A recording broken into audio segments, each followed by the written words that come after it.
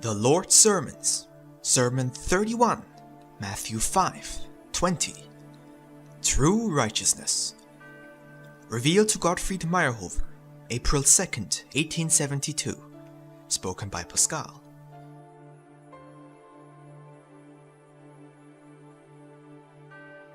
For I say unto you, that except your righteousness shall exceed the righteousness of the scribes and Pharisees, ye shall in no case enter into the kingdom of heaven.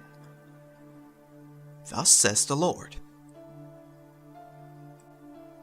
This chapter presents to you my whole teaching, the essence of all that concerns man. It is pointed out to you how his suffering, his sacrifices and struggles will one day have a spiritual worth, and how he is to use his conscience as guidance in weighing all his thoughts, words and actions if ever he wants to be called my child. The Sermon on the Mount was the most powerful sermon ever delivered by me during my pilgrimage on earth, and thus it comprises everything that made me descend to this dark earth and to suffer the greatest humiliation, resulting in my and my teaching's greatest triumph. In this sermon, I held out hopes of great beatitudes to my listeners and disciples, for all who keep my commandments of love, and for their sake take upon themselves hardships and sufferings.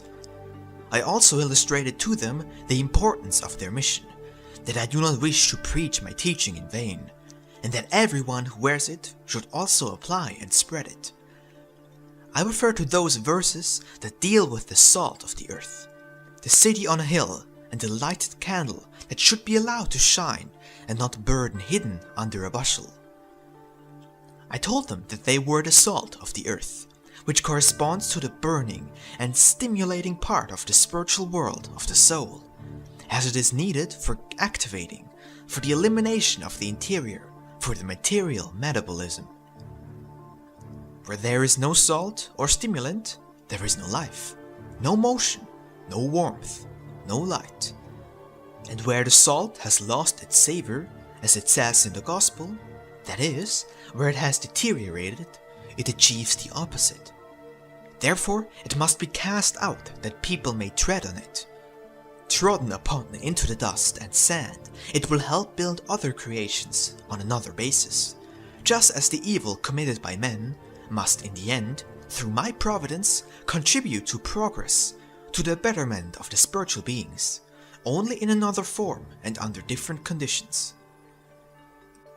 Thus I admonish the people and my disciples not just to listen to my word and keep it to themselves, but also to pass it on to others and practice it in their actions. I also told them that my teaching was not new, but that it only presented in a true light the directions received from Moses and the prophets. I explained the meaning of the words and showed all mankind how all these divine predictions and instructions by the men I had sent had always one and the same purpose, namely, to teach people to recognize their spiritual worth and to prepare them on the shortest way for their passing into the spiritual world, as befits beings with a divine spark from me in their hearts. I assured all that my words were everlasting, because they came from the eternal, supreme being. I also told them that I would punish any disparagement of these my laws, here and in the hereafter, because I knew beforehand that in the times to come men would use my commandments of love as a cover for following their own interests and safely practicing their passions of hate and revenge. The Pharisees and scribes did the same already during my time, with the teachings of Moses and the prophets.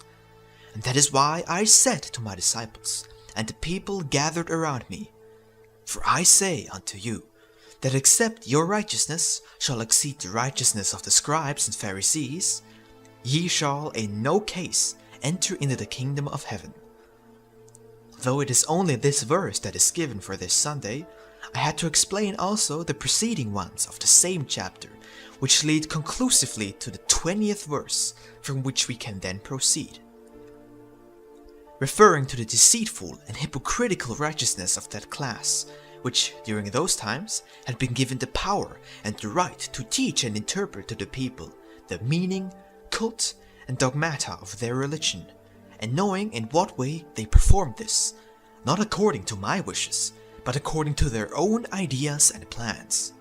It was, of course, up to me to give the people and my disciples better interpretations of the existing laws, and to render their conscience more sensitive.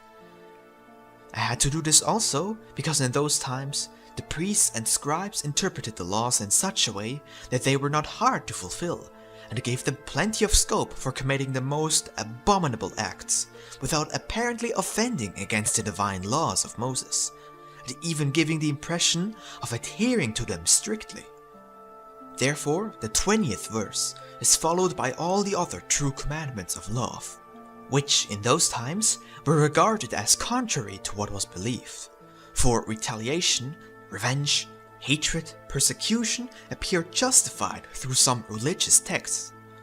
They were also considered as inconsistent, because it is much easier to satisfy hatred's thirst for revenge than to forgive an enemy or overwhelm with favors one who has evil intentions. It is because of this that this particular sermon, especially from the 20th verse onward, has been described as the more important, for in it the symbol of love, the standard of love for the fellow man and of forgiveness was laid down by me as the sole guiding principle for life's journey, when I called out to all. Under this banner alone, and with this all-embracing love, with which I, as the God and Creator, hold all my created beings, only with this love can you humans become citizens of a spiritual realm, citizens of my heaven. In the subsequent verses I mentioned various circumstances in life where man shall and can practice this love of his brother and fellow men. I showed how far this love shall and must go if its acts are to be of any spiritual value before me. I set the cornerstone for man's readiness for sacrifice, which unfortunately was a stumbling block then, and still is to this day. I told my audience, just as I, as God, take the sunrise on the evil and on the good and send the blessed rain to moisten the fields of the unjust, as well as the just, thus also my true followers, superior to all human passions, with my example, as the Creator and as Jesus, always before their eyes, shall help everybody with equal love, unconcerned whether they are ever thanked for it or not. In this sermon, I set up the ideal of a spiritually superior man and proved through my own way of life that it is possible to live like that, if desired.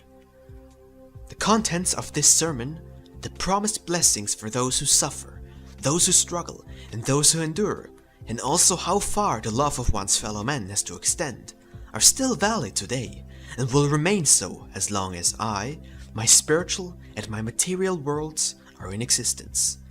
For only through these commandments and their observance are intelligent living beings perfected and prove their divine origin.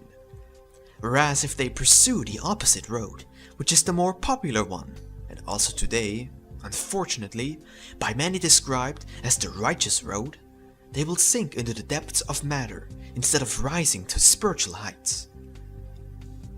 In the subsequent chapters of Matthew, this teaching is still more elaborated, and so that no one can excuse himself with not having known what the love of God and the love of one's neighbor actually means.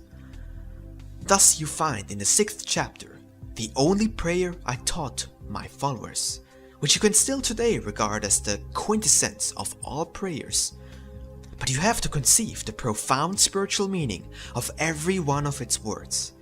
For you must realize that it is something quite different whether you pray with your own words or whether I put words into your mouth, which you should direct to me when in trouble, and in fact daily, so that I may give you my helping, and in the troubles of every new day, that you do not fall, but always keep in mind my sermon on the Mount as the sole rule of conduct in the trials of your journey on earth, in order to qualify for the Beatitudes promised at the beginning of our chapter. Yes, my children, this warning concerns you, just as it did those who listened to me when I delivered my Sermon on the Mount, when I said, "For I say unto you, that except your righteousness shall exceed the righteousness of the scribes and Pharisees, you shall in no case enter into the kingdom of heaven." So I am telling you too, if you do not take the concept of righteousness, love, meekness and forgiveness more seriously, and they are preached to you and wrongly interpreted by many, you cannot enter my kingdom and become my children. For only those can be regarded as my children who follow my example and willingly carry their cross, and who, as did I, to prove their meekness and self-abnegation, put all earthly pleasures far behind the spiritual and adopt my guiding principle, which is expressed in the words, "My kingdom is not of this world." My children must not be children of the world. They must aspire after the highest moral standard that man can achieve. They must master their passions as I did and accept with faith what I sent them for their good. They should not flee the world as dangerous, but judge its ways, its pleasures and temptations by their true worth, so that they do not succumb to them. In thoughts, words and deeds, they must have a clear conscience, so that others may not only believe their words, but see them proved in their actions. They must, as described in the Gospel, shine like a lamp that pours forth its tranquil light far above the difficulties of human life, the light of love, of trust, and of forgiveness. Only if they themselves are more righteous, loving and trusting than many other erring children, they can serve them as guides, and only this way can they, after they have completed the course of their life and trials, claim to be adopted by me and enter my eternal, great spiritual kingdom, my heavens, where all the blessings mentioned at the beginning of my Sermon on the Mount will fall to their lot to make up for their sufferings. Take this to heart. Read the sermon often, which I delivered to my disciples and the people almost 2,000 years ago. It holds great promises and demands for you and my spirit world. The life of a person who does not wish to fulfill these conditions is like a nicely bound book that contains only blank pages. Therefore, endeavor to take your book of life with you to the other world, filled with good thoughts, words and deeds. In these verses I have shown you how thoughts can already constitute an offense against my commandments of love. For often, it is only through lack of opportunity that they are not carried out. If this opportunity were given, the will would carry out what would otherwise have remained but fleeting thoughts. So, first of all, beware of sinful thoughts. They degrade your inner mental being. Further, avoid the opportunity to realize them. Fight the thoughts, and you have a good chance of controlling your actions. But once you give in to these thoughts, you are already enmeshed in the reign of sin, and it needs just a favorable moment, and through an ill-advised action, your soul is deprived of all that adorned it, its purity, its peace and tranquility, and all its fine resolutions. Therefore, do read all these verses, and do it often. They draw your attention to so much wherein you are still weak, where you often sin against yourselves and against me. Due to this, you are still far from having a share in my spiritual kingdom. Do not grumble if, through various circumstances, I keep giving you an opportunity to prove yourselves in that which is still your greatest shortcoming, namely, the trust in me and the constant watch over the emotions of your heart, so that you may nip in the bud all that is evil and bad. Thus, through continuous practice, your strength will keep growing. Thus you will master the temptations as they arise, and thus, keeping in mind the Sermon on the Mount, you will one day, when your mission on earth is ended and victory won, receive the award of my disciples, so that in the beyond, you will, with renewed strength, be ready for greater tasks, for the one who has been faithful over a few things, and will there make ruler over many things. Remember, your Father who does not send you these words in vain. Remember that He wants to make you into that for which He has created you, that is, His spiritual children, beings that one day in His kingdom are destined to spread the light of their eternal loving Father's love and grace over worlds and millions of beings.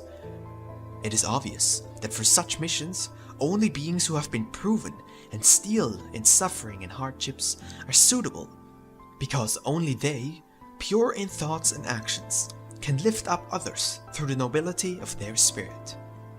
Therefore, I gave you this detailed explanation of my commandments of love, that you may not give in to the influences of your self-love and excuse that which may be the greatest sin before me, playing with thoughts that are the seed of many immature and evil actions.